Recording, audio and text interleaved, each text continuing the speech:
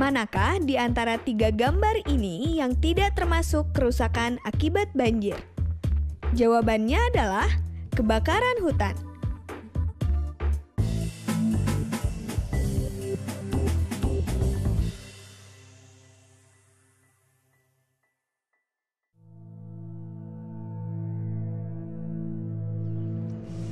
Wah, Kak, kasihan banget ya.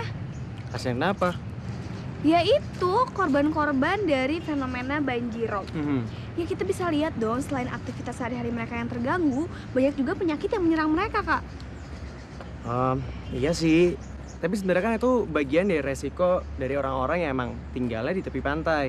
Nah, seharusnya sih ada langkah-langkah pencegahan yang dilakukan untuk bisa mengurangi dan meminimalisir dampak negatif dari banjirop ini. Emang ada, Kak? Ya ada dong. Nah, untuk lebih jelasnya nih, kita saksikan aja teman-teman eksperimen yang berikut ini.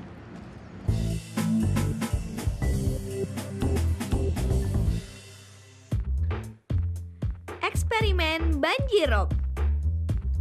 Tanggul pantai.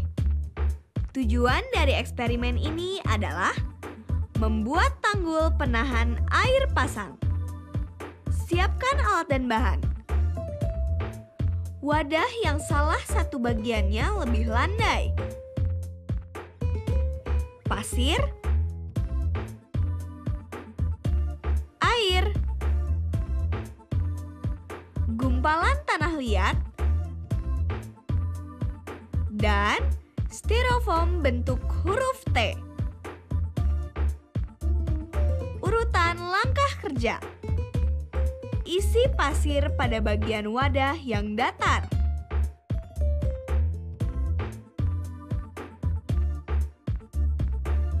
Isilah air pada bagian wadah yang lebih landai.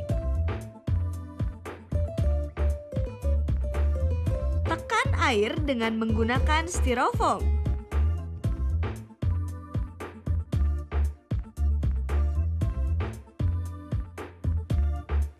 Letakkan gumpalan tanah liat dalam wadah dan bentuk menjadi balok seukuran lebar wadah. Tekanlah air dengan styrofoam.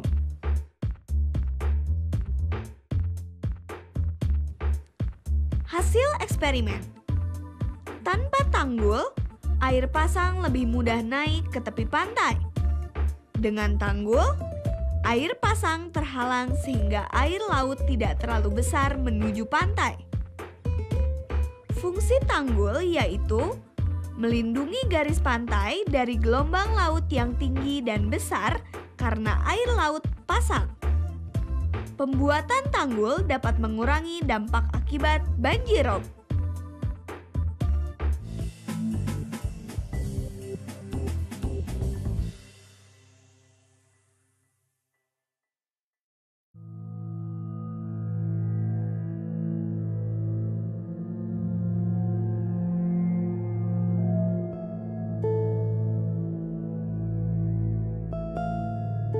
Ya, jadi kita lihat tadi kan drop itu utamanya penyebabnya gelombang.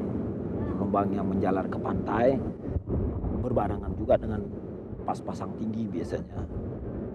Nah, antisipasinya bagaimana kita mengurangi dampaknya. Secara alami, alam itu memberikan proteksi. Kita lihat di pantai itu kan banyak tanaman biasanya. Ada bakau, nah itu salah satunya juga untuk meredam. Nah, daerah-daerah yang mengalami masalah katakanlah rob itu pantainya umumnya udah sangat tipis ya bakaunya, sehingga peredam alaminya berkurang. Nah, oleh karena itu mungkin kita bisa bikin peredam alami, tapi itu mahal ya, struktural, dan dari segi lingkungan juga itu perlu kita kaji lah. Kedua, kita perlu juga pikirkan apa daerah ini perlu dikonservasi, ya. Tapi itu juga sangat sulit kelihatannya karena itu menyangkut masalah sosial ya. Nah, yang ketiga mungkin kita menggunakan kearifan lokal seperti orang-orang yang tinggal di daerah pasang surut ya, di daerah rawa. Mereka itu nggak pernah ada masalah karena mereka menyesuaikan infrastrukturnya dengan alami mereka.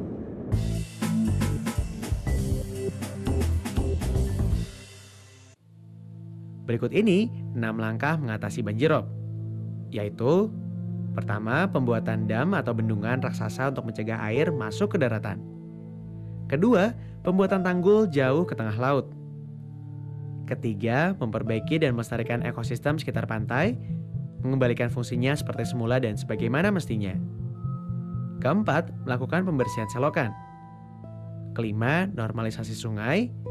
Dan keenam, pembuatan kolam retensi. Kita tidak mengharapkan bencana banjir datang ke lingkungan ataupun rumah kita, tetapi sebagai manusia kita harus waspada dan sigap bila banjir ternyata datang menghampiri kita. Bila hujan deras turun cukup lama atau air pasang meninggi, pantau terus keadaan melalui media elektronik seperti televisi dan terutama radio. Sebab ada beberapa radio lokal yang akan terus mengabarkan kondisi atau banjir yang akan terjadi.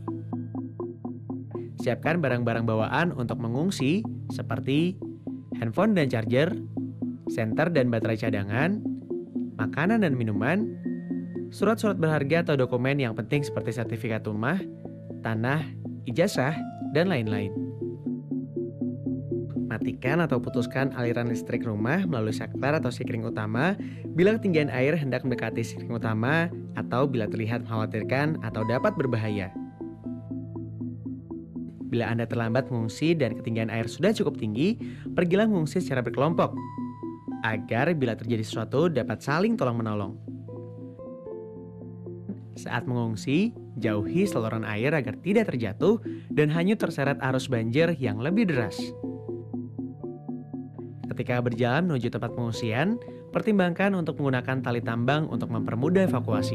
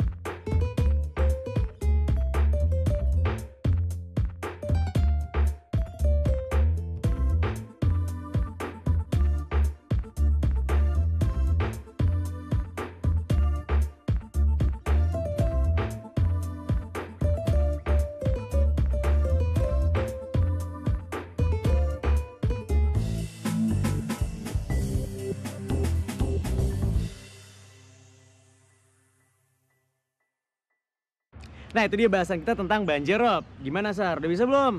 Udah dong Kak, sekarang Sarah udah paham banget. Ah, udah paham-paham gitu ditanya ntar nggak bisa lagi. Ya bisa dong Kak.